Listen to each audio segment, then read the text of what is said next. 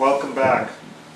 So we're talking now about our solar panels, parallel and series string, using both parallel and series together.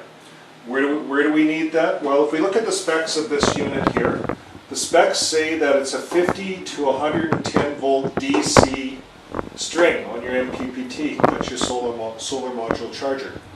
So that's our limitations. We're limited to 50 to 110 volts.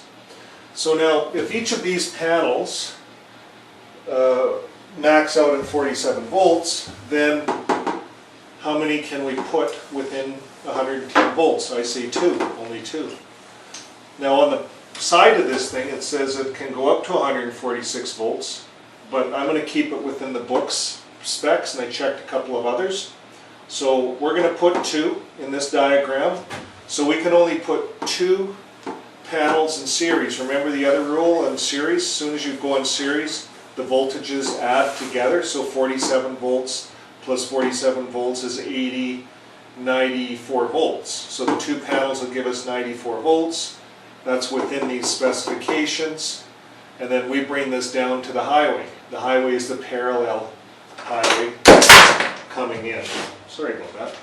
So now, you notice so to get the wattage, because each of these panels is only 385 watts, we can have up to actually 9, but we have to keep everything balanced, everything's in pairs, so we can only do 8 of these particular 385 watt panels.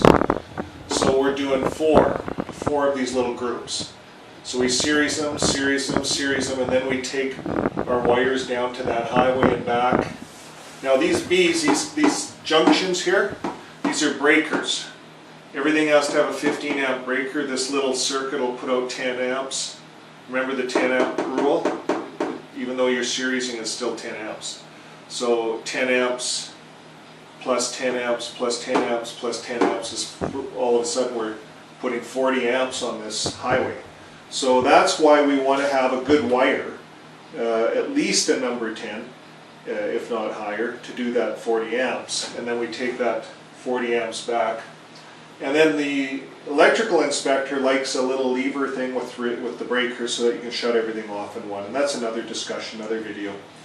But this shows you how to do a parallel and series string to meet up with this particular inverter's specifications. Thank you very much for listening.